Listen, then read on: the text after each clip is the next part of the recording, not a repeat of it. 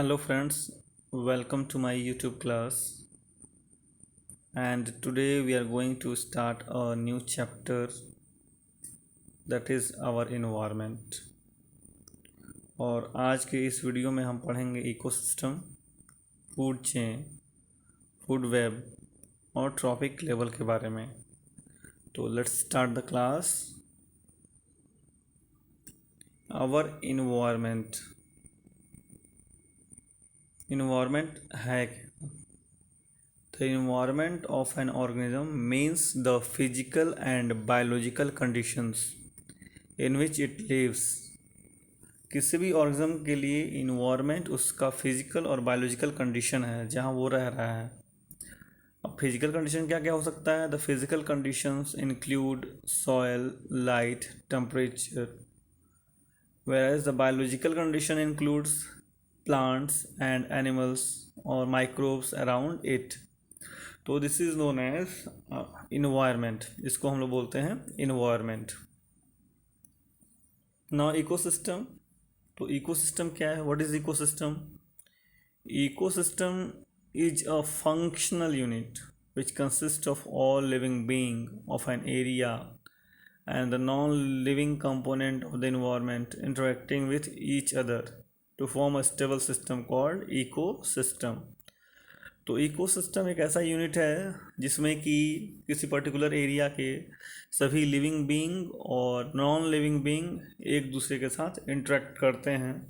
तो ऐसे सिस्टम को हम बोलते हैं ecosystem. And the term ecosystem was first described by A G. Tansley. A G. Tansley ने इकोसिस्टम वर्ड को पहली बार डिस्क्राइब किया. तो ये इम्पॉर्टेंट है that who gave the term ecosystem. It was A G. Tansley. Now types of ecosystem. तो दो तरह के इकोसिस्टम है हमारे इन्वायरमेंट में. एक है नेचुरल इकोसिस्टम और एक है मैन मेड इकोसिस्टम.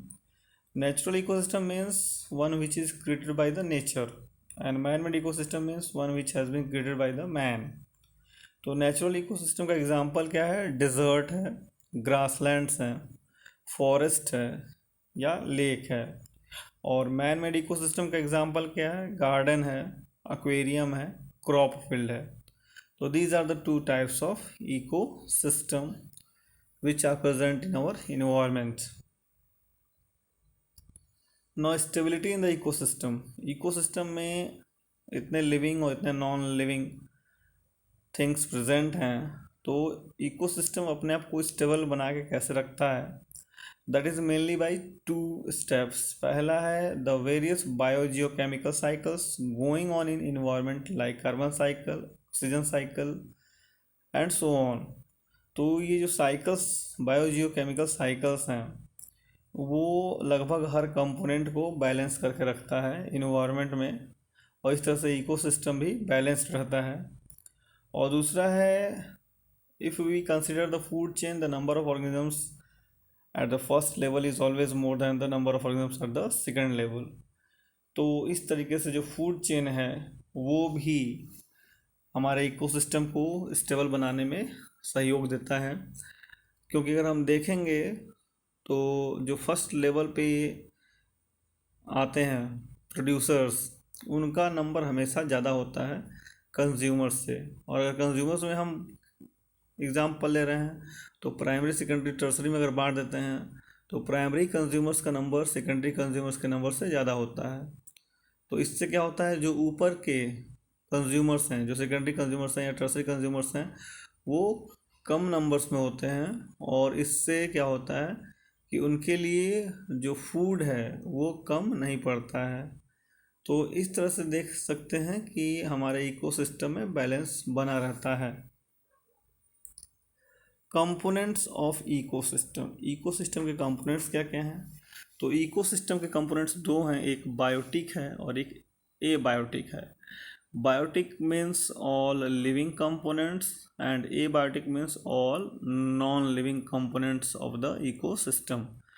तो बायोटिक कंपोनेंट्स में कौन कौन आएगा? प्रोड्यूसर्स आएगा, कंज्यूमर्स आएगा और डिकम्पोजर्स आएगा. तो प्रोड्यूसर्स कौन? Producers plants, you all knows producers कौन होते हैं, प्लांट्स होते हैं। कंज्यूमर्स हम लोग हैं। कंज्यूमर्स को प्राइमरी, सेकेंडरी और टर्सरी कंज्यूमर में बांटा गया है। और डिकम्पोजर्स माइक्रोब्स होते हैं जो डेड एंड डिकेड बॉडी को डिकम्पोज करते हैं। तो these all belongs to biotic component of the ecosystem. और ए बायोटिक इकोसिस्टम में क्या है, all non living components such as air, water, soil, light and temperature. तो याद रखेंगे बायोटिक और abiotic components are the two components of ecosystem. एक चीज़ और ध्यान रखेंगे, ए बायोटिक कंपोनेंट में आप नॉन लिविंग कंपोनेंट लिख रहे हो बट वो केवल नेचर के थ्रू प्रोवाइड किया हुआ होना चाहिए। मैन मेड आइटम्स का नाम मत लिखना ए बायोटिक कंपोनेंट में कि चलो वो नॉन लिविंग हैं तो नॉन लिविंग में मैन मेड वाले आर्टिकल्स भी हम लिख देते हैं। तो ऐसा नहीं है, abiotic components non living include करता है but that is natural non living things. इसको ध्यान रखेंगे आप लोग। Now food chain. Food chain क्या है? It is a chain in the ecosystem that shows who eats whom. ये एक चेन है ये इकोसिस्टम में जो ये शो करता है कि कौन किसको खाएगा या कौन किसका फूड है। तो फूड चेन का डायग्राम नीचे है और फूड चेन आप लोग बचपन से पढ़ते रहो तो ये कोई बहुत बड़ा टॉपिक नहीं है। Now next is example of food chain. तो एग्जाम्पल ऑफ फूड चेन हम लोग देखते हैं तो प्लांट्स को खाने के लिए डियर है और डियर को खाने के लिए लॉयन है, पहला है। दूसरा है प्लांट्स को कोई वर्म खा रहा है, वर्म को बर्ड खा रहा है और बर्ड को कैट खा रहा है। तीसरा है प्लांट्स को ग्रास हॉपर खा रहा है, ग्रास हॉपर को फ्रॉग खा रहा है, फ्रॉग को स्नेक खा रहा है, स्नेक को हॉक खा रहा है। लास्ट है प्लांट को स्मॉल एनिमल खा रहा है, स्मॉल एनिमल को स्मॉल फिश खा रही है, फिर बिग फिश, फिर बर्ड। तो ये है अलग अलग फूड चेन के एग्जाम्पल। और यहाँ से अब आप ये डिसाइड करिए कि which food chain belongs to grassland, which food chain belongs to forest and which food chain belongs to aquatic life. तो ये तीन तरह के फूड चेन, तीन जगह का फूड चेन आपको पढ़ना है कि the food chain which belongs to grassland, the food chain which belongs to forest and the food chain which belongs to aquatic life.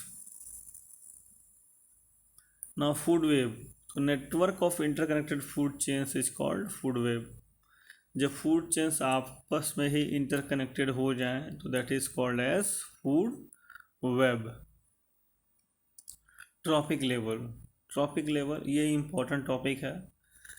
Each step of food chain is called trophic level. जो trophic level है वो food chain का हर एक step होता है। Food chain के हर एक step को हम लोग ट्रॉपिक लेवल बोलते हैं। Different organisms occupies different trophic levels in the food chain. Producers are at the first trophic level. जो नीचे आप देख रहे हो पिरामिड बना हुआ है, उस पिरामिड में फर्स्ट ट्रॉपिक लेवल पे प्रोड्यूसर्स हैं। Then consumers are at the second trophic level, carnivores at the third trophic level and top carnivores at the fourth trophic level. तो इस तरह से टॉपिक लेवल बना हुआ है जिससे कि एक पिरामिड बन जाता है। तो प्रोड्यूसर्स फर्स्ट ट्रॉपिक लेवल पे आते हैं, सेकेंड ट्रॉपिक लेवल पे आपके हार्बीवोर्स आएंगे, देन थर्ड पे कार्निवोर्स आएंगे और फोर्थ पे टॉप कार्निवोर्स आएंगे। और अगर हम लोग नंबर देखेंगे, नंबर ऑफ ऑर्गेनिजम्स, तो वो भी डिक्रीज़ होता है। फर्स्ट ट्रॉपिक लेवल में सबसे ज़्यादा ऑर्गेनिजम्स होते हैं, सेकंड में उससे कम, थर्ड में उससे कम और टॉप में सबसे कम। तो ये था trophic level. Now pyramid of numbers. तो पिरामिड ऑफ नंबर्स क्या है कि अगर हम हर एक टॉपिक लेवल पे ऑर्गेनिजम्स के नंबर को देखेंगे तो नंबर धीरे धीरे कम होता जाता है। जैसे नीचे यहाँ दिया हुआ है कि एक फूड चेन है जहाँ प्लांट्स हैं, तो प्लांट्स का नंबर मैक्सिमम है, उससे कम डियर्स का नंबर है और उससे कम लॉयन का नंबर है। तो अगर इसको हम एक पिरामिड के फॉर्म में बना दें तो that is called age pyramid of numbers. और पिरामिड ऑफ नंबर हमेशा अपराइट होता है। तो this is pyramid of number in the ecosystem. Now flow of energy in food chain. The flow of energy in a food chain is unidirectional. That means it flows in one direction from producer to consumer at successive higher trophic level। तो जो energy flow करता है food chain में वो unidirectional है, हमेशा producer से consumer की तरफ जाता है और कभी भी एनर्जी बैक फ्लो नहीं होता है, क्योंकि एक हायर ट्रॉपिक लेवल का ऑर्गेनिज्म अपने से नीचे ट्रॉपिक लेवल वाले को नहीं खा सकता है। एज फॉर एग्ज़ाम्पल यहाँ पर एग्जांपल दिया हुआ है, that is snake cannot with the food of lower trophic level such as rabbit.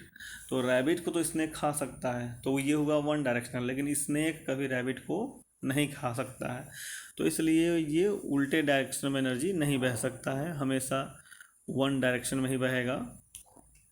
Now next is the flow of energy was given by, एक लॉ है that is called as 10% law and that was given by Raymond Lindeman. तो Raymond Lindeman का नाम याद रखेंगे।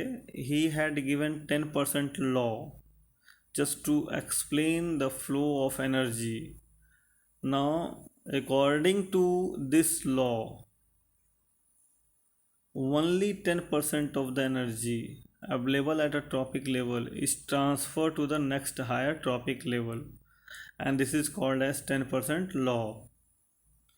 तो इस point में क्या है, इस पॉइंट में ये है कि for explanation of flow of energy, for explanation of flow of energy Raymond Lindeman gave 10% law according to which only 10% of the energy available at the tropic level is transferred to the next higher tropic level and this is called as 10% law।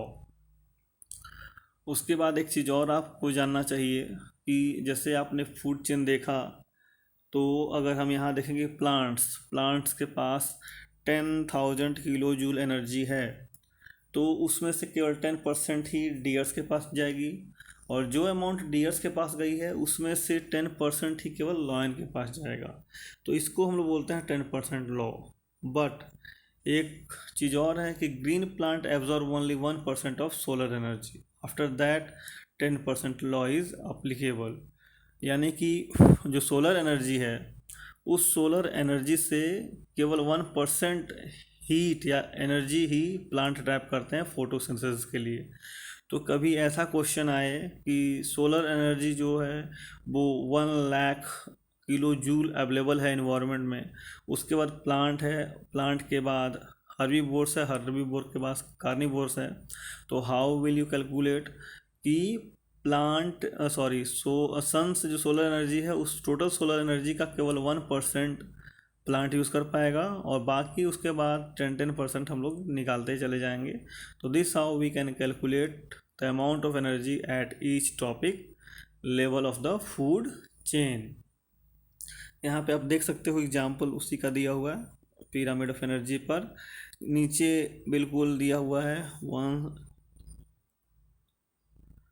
That is some joule of sunlight is available, उसमें से केवल 1% primary producers के पास आया है, then उसका 10% consumer के पास, primary consumer के पास, फिर उसका 10% सेकेंडरी कंज्यूमर के पास और उसका भी 10% टर्सरी कंज्यूमर के पास आया है। तो इस तरह से आप इस चीज़ को याद रखें कि सनलाइट से जो भी एनर्जी अवेलेबल है केवल उसका 1% ही जो प्रोड्यूसर्स हैं, जो प्लांट हैं, वो यूज़ कर पाएंगे, बाकी सारा एज अ हीट वो लॉस्ट हो जाएगा इन्वायरमेंट में।